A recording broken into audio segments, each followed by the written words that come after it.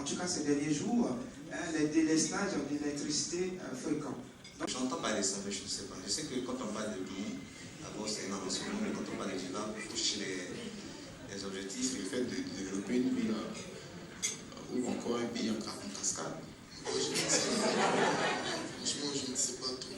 Le développement durable, tout simplement le développement qui permet aux générations présentes de subvenir à leurs besoins sans compromettre la capacité des générations futures à subvenir aux besoins. Les acteurs du développement durable sont entre autres l'État, les entreprises privées et la société civile. Toutefois, leurs actions doivent concilier le progrès économique et social avec la préservation de l'environnement. À plus de 500 km d'Abidjan, dans le département de Nassien, le village de Lambira expérimente ces trois piliers du développement durable par l'entremise de l'ONG Animbaoui. Il s'agit en fait des actions sur le plan social, une cantine scolaire qui a été donc offerte à l'EPP Lambira. Ensuite, un village qui est totalement électrifié par l'énergie solaire. Il y a l'initiative de reboisement. Toutes ces actions-là participent donc aux différents piliers du développement durable, notamment sur le pilier environnemental, sur le pilier économique, mais aussi sur le pilier social. L'opération de reboisement bénéficie de l'expertise de l'Office ivoirien des parcs et réserves. Notre assistance consiste à réaliser deux usages de pépinière. Une pépinière sèche et une pépinière humide. Et cette pépinière va aussi servir pour le projet ici, on va le lycée des eaux forêts. C'est-à-dire une école, une forêt de 5 hectares. L'ONG Animbaoui entend continuer ses initiatives en faveur de l'utilisation des énergies renouvelables. Donc, ce que je vais dire, voilà, le contexte d'émergence de la problématique du développement durable et de ce qu'aujourd'hui, cette problématique-là constitue donc une priorité pour les entreprises. Pourquoi c'est une priorité pour les entreprises? J'ai donc évoqué deux raisons. Il y en a d'autres, mais pour moi, ce sont les deux raisons fondamentales. On les y oblige, mais aussi c'est parce qu'elles se sentent concernées. Ensuite, si le développement durable est une priorité, comment elle se matérialise aujourd'hui dans le contexte des entreprises à travers donc des cas pratiques, des initiatives innovantes sur le plan social, sur le plan environnemental et des innovations économiques. Et en s'appropriant donc de façon concrète ce développement durable dans le contexte de fonctionnement des entreprises, et incontestablement, ces entreprises-là, les défis vont se poser à ces entreprises-là. Des défis d'opérationnalisation, notamment la mise en place des comptabilités environnementales, la mise en place de nouveaux indicateurs qui vont au-delà des indicateurs financiers traditionnels. J'ai participé à des séances de travail avec l'Ordre des experts comptables de France sur la mise en place de la comptabilité environnementale dans les entreprises en France. En Côte d'Ivoire, j'évoque ces questions parce que comme nous avons été invités par une association d'étudiants en expertise comptable, on pense que ce sont de véritables chantiers qui sont ouverts et qui vous donneront donc l'occasion de pouvoir apporter votre contribution parce que c'est un chantier à bâtir où les solutions ne sont pas encore terminées. Peut-être que dans les questions, je pourrais ouvrir donc un fichier.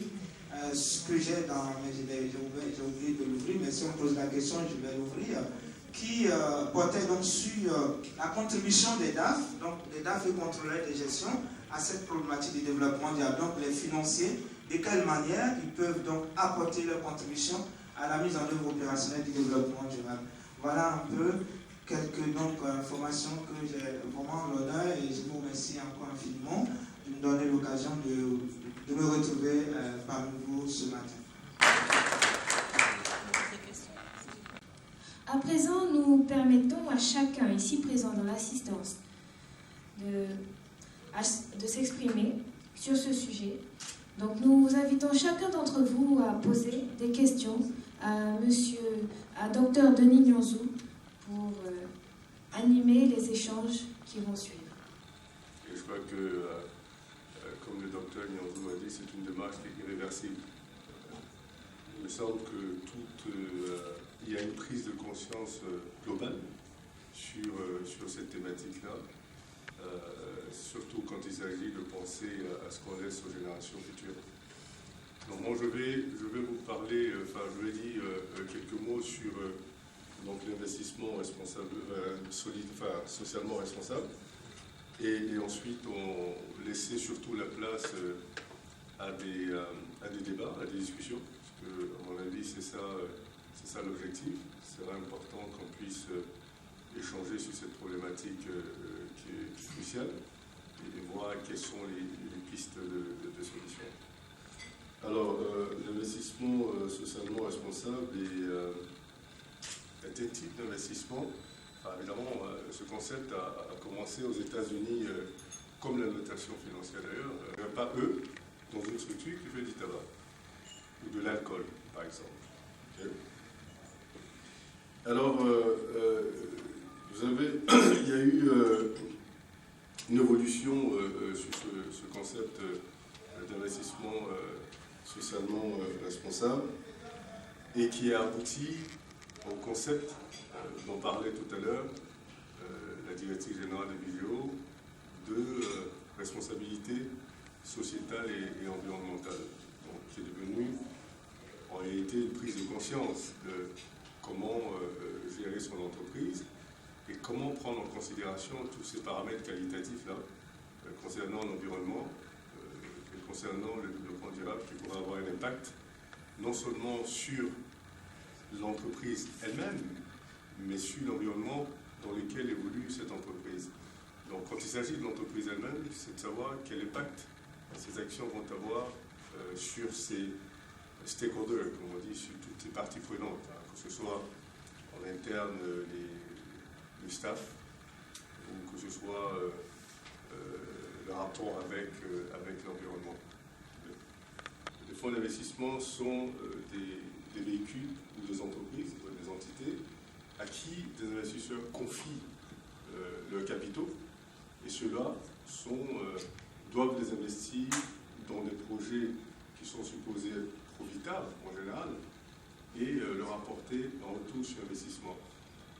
Et donc s'il y a ce nouveau type d'investisseurs qui se disent désormais, le retour sur investissement en termes financiers ne sera pas la seule donne que nous allons prendre en considération, mais nous allons nous rassurer que les structures dans lesquelles, ou les secteurs d'activité dans lesquels nos fonds sont investis, sont des secteurs d'activité qui respectent certains critères, si vous voulez, de protection de l'environnement, ou de protection des droits de l'homme, par exemple, ou un certain nombre de critères de responsabilité sociale qui doivent être pris en compte pour qu'on accepte que notre argent soit mis dans ce type de structure ou dans ce type de secteur d'activité. Donc vous avez des fonds socialement responsables qui ont été créés, des fonds de développement durable et des fonds éthiques. Donc ça va même plus loin. Ça va plus loin. C'est vrai que dans le milieu financier, on se pose la question de savoir si c'est durable, de vouloir toujours... Enfin, pour nous, c'est une prise de conscience, mais est-ce que ça devrait être un modèle d'investissement, à mesure où, à la fin de la journée, il est important de retenir que quand on investit, c'est pour avoir un retour sur investissement. À la fin de la journée, on investit pour avoir du cash. Et donc, est-ce qu'en prenant en considération tous ces paramètres-là, on ne réduit pas notre champ d'investissement? Est-ce qu'on ne rentre pas dans une logique qui est contraire au capitalisme, une logique qui est contraire à l'esprit même d'investir? Et donc, nous, on considère ça plutôt comme une prise de conscience qui est fondamentale, qui est très importante. Parce que vous allez voir, tout à l'heure, il y a, dans mon intervention, vous verrez qu'il y a... on a essayé de créer des modèles qui vont permettre, en même temps, de prendre en considération ces critères-là de responsabilité sociale, mais prendre aussi en considération le fait que, dans tous les cas, un investissement doit rapporter en propre et investir dans ces structures-là. Et notre approche, qu'on appelle l'approche d'activisme actionnarial, des investisseurs qui ont conscience et qui mettent l'accent sur la responsabilité sociales et environnementales vont aller plus loin, vont prendre des participations dont, si vous voulez, ce sera un investissement en action. Vont prendre des participations dans des sociétés où elles veulent investir et essayer d'influencer la politique sociale et la politique environnementale de ces structures-là. Donc évidemment, c'est être partie prenante de la gouvernance de ces entreprises-là pour permettre justement que ces politiques-là soient effectivement mises en place et qu'elles soient mises en application naturellement. Et là, il y a la troisième approche qui est une approche de compromis. Et parce que comme je vous dis à la fin de la journée, un investissement doit avoir un retour sur investissement. Donc le compromis, ce sera ce qu'on appelle the best in class. Comme le nom l'indique, ce seront les structures qui ont une grande capacité à avoir une bonne performance financière et une bonne performance en responsabilité sociale. Et il est important quand même de comprendre qu'il y a une pression, et il y a un engouement, et il y a énormément d'initiatives qui sont prises pour pouvoir justement obliger les entreprises à prendre conscience de tout ça. Et vous allez voir que si vous voulez, dans ces investissements socialement responsables, il y a plus d'institutions, hein, c'est plus des investisseurs institutionnels qui prennent plus conscience et qui mettent plus l'accent là-dessus. Vous allez avoir 90 à 95% des investisseurs qui mettent l'accent sur cet investissement socialement responsable sont les investisseurs institutionnels, comme les fonds de pension, les fondations et les institutions religieuses. Donc évidemment, même la nature même de ces structures-là va vous faire comprendre pourquoi évidemment elles mettent plus l'accent là-dessus. On se dit maintenant, il faut mettre en place un mécanisme de contrôle et de suivi. Et ce mécanisme de contrôle et de suivi, c'est la notation extra-financière. Vous avez vu la directive générale de Vigeo, c'est la plus grande agence de notation extra-financière au monde. Donc évidemment, il y a, au début, comme toutes les initiatives d'évaluation et de contrôle, hein, c'est toujours timide, mais aujourd'hui, Vigeo commence à avoir un impact très important. Il y a des États qui forcent des entreprises à se faire voter. Mais ce qui est très intéressant, c'est que de plus en plus, volontairement, pour des raisons de compétitivité et pour des raisons de respecter, si vous voulez, le cahier des charges des actionnaires, des entreprises volontairement vont se faire noter. Il y a de plus en plus d'entreprises cotées à la bourse rentrent dans le processus de notation extra-financière. Et ça, c'est très important parce que c'est à ce moment-là que vous vous rendez compte que cette prise de conscience là, elle est effective. Parce que même quand on vous dit de faire,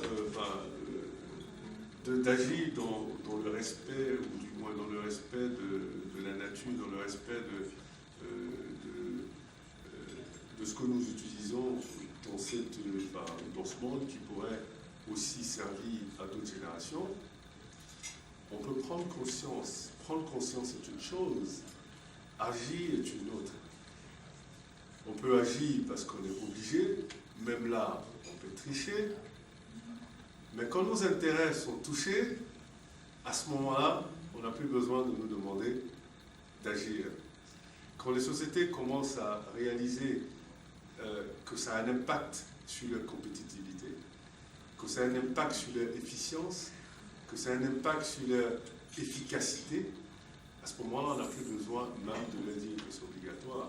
Elles le feront volontairement. Les différentes classes de risques que nous pouvons avoir, on pourra entrer dans les détails, c'est le risque de réputation.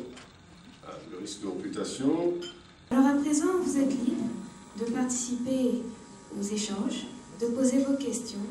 Donc nous vous laissons la parole. Esther Guillet-Carré, expert comptable diplômé, présidente de la commission jeune de l'Ordre des experts comptables de Côte d'Ivoire. Je tiens à remercier les conférenciers pour leur opinion exposée. Et j'ai plusieurs questions à leur attention. question se rapporte aux indicateurs d'évaluation du développement durable. Je sais qu'en France, il existe un rapport de développement durable qui est annexé aux états financiers et qui fait l'objet de contrôle par le commissaire aux comptes. Et je voudrais savoir s'il existe un tel rapport en Côte d'Ivoire. En tout cas, quelles sont les mesures qui sont prises en Côte d'Ivoire? Et s'il en existe un, quel serait éventuellement leur contenu et quels seraient les critères pour être assujettis? Ma deuxième question se rapporte aux énergies renouvelables et au recyclage des déchets. Je suis curieuse de savoir la stratégie du gouvernement de Côte d'Ivoire en la matière. Ma troisième préoccupation concerne les mesures de suivi. Monsieur Zézé en a parlé, mais je suis curieuse de savoir quelles sont les mesures de suivi de l'application de toutes les lois et les décisions relatives au développement durable qui sont prises en Côte d'Ivoire. Dans l'exposé du ministre tout à l'heure, on avait parlé du code minier. Il y avait des mesures qui avaient été prises dans le code minier relatives au développement durable. Aujourd'hui, quelles sont les mesures de suivi de l'application de ces mesures? Et enfin, j'ai une question. Parce que nous, au niveau de l'ordre, nous faisons l'objet de contrôle qualité. Donc, je suis tentée de savoir, je pense que cette question s'adresse à M. Zézé. Je suis tentée de savoir comment les agences de notation sont contrôlées pour s'assurer de l'objectivité et de la transparence des résultats de leurs travaux. Je vous remercie. Bonjour mesdames, je salue la table de présence. Je suis Sylviane Fontaine, je dirige la Fondation Bénia Internationale depuis 17 ans maintenant. Donc, je voulais remercier et féliciter surtout le nouveau bureau de cette année, son président, puisque nous échangeons depuis de longues années avec ces jeunes pour les booster et les encadrer dans les initiatives qu'ils prennent dans le cadre de leur association. Et là, je dois dire que vous avez fait très fort, les enfants, parce que c'est un thème qui revient beaucoup cette année et il est vraiment très, très important. Je remercie également monsieur le représentant du ministre et j'espère que nous aurons d'autres échanges, monsieur Nianzou, parce que nous aidons actuellement une personne qui s'appelle Nora Barsaï, qui est arrivée il y a 9 mois en Côte d'Ivoire et qui organise depuis plusieurs années les trophées RSE au niveau de la France. Je ne sais pas si vous êtes informés qu'il y a un séminaire qui se prépare pour les 18 et 19 mai, dans lequel nous allons parler, bien sûr, beaucoup de cette responsabilité sociétale en entreprise, car ici en Côte d'Ivoire, même si certaines entreprises aident les fondations, les associations, comme disait tout à l'heure, je crois, M. Nianzou, M. Zézé, ces associations religieuses ou de santé, etc., ou bien comme nous, puisque nous avons des partenaires depuis 20 ans pratiquement, puisque la Fondation a 20 ans l'année prochaine, et ces sociétés se sont déjà engagées à promouvoir l'excellence ou à aider des associations.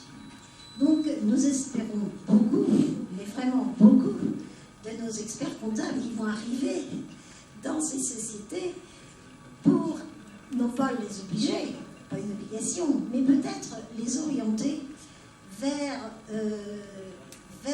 des ONG comme nous qui sommes reconnus d'utilité publique pour que nous augmentions le nombre de jeunes que nous allons former. Nous avons actuellement un réseau de plus de 400 jeunes qui a été formé dans les plus grandes universités, les plus grandes écoles du monde et qui sont maintenant dans des postes stratégiques, que ce soit dans le secteur public ou privé. Et donc là, c'est vraiment très important et les jeunes, je m'adresse à vous, vous allez avoir une grande responsabilité. Vous voyez que cette histoire de développement durable, on en parle depuis plus de 30 ans. Mais ça arrive à nos oreilles que depuis quelque temps et on n'est pas encore arrivé au bout du chemin.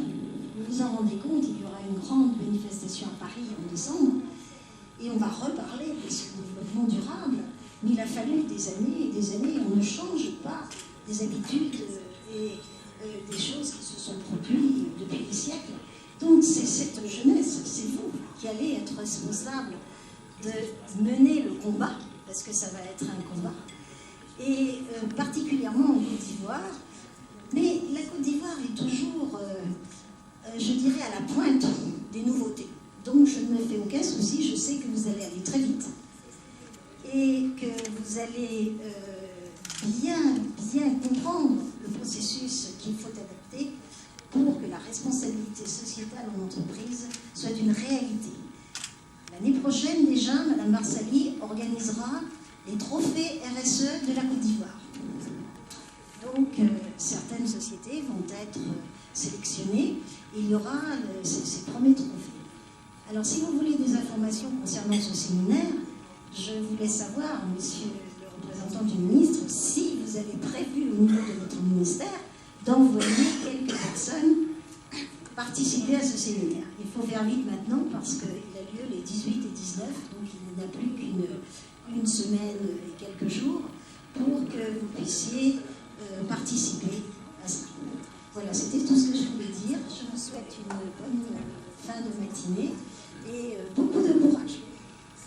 Kofi Narcisse Nzi, le président du conseil d'administration de RSE International, qui est une organisation à but non lucratif qui fait la promotion de la responsabilité sociétale des entreprises. Permettez, avant d'aller à mon questionnement, de saluer l'initiative du président Mohamed Tano pour son leadership qui nous a conduits à ce symposium. Et aussi permettez de dire un merci solennel à notre cher docteur Denis Nianzou qui ne cesse d'accompagner les organisations, les associations de la promotion de la RSE. Je voudrais poser deux questions. Tout à l'heure, dans l'exposé de Dr Nianzou, nous constatons qu'il y a des sociétés qui, à l'étranger, mènent des actions de RSE qui sont véritablement avérées. Nous, à notre niveau, lorsque nous menons nos études au niveau de la RSE internationale, nous constatons que ces mêmes sociétés qui, étant sur des territoires extérieurs, mènent des actions sociales, des actions environnementales avérées, ces mêmes sociétés, lorsqu'elles se retrouvent au niveau de la Côte d'Ivoire, ne respectent pas ces engagements, ces initiatives. Et pour rebondir aussi au niveau de l'ISR, l'investissement socialement responsable, aujourd'hui en Europe, aucune société cotée ne peut être en marge des rapports extra-financiers. Mais nous avons eu la chance de côtoyer un peu la bourse régionale de